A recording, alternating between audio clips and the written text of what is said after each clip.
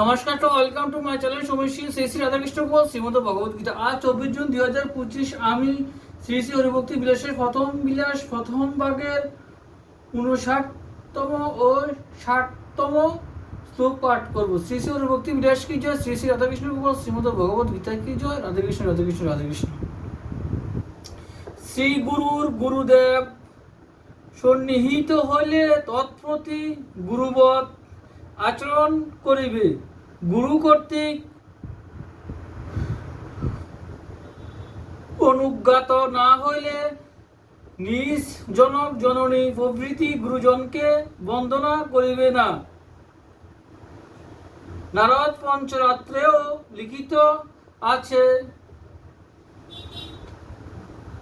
যথাত্মবান ব্যক্তি যথা অভক্তি সহকারে গুরুদেবের নাম উচ্চারণ করিবে না।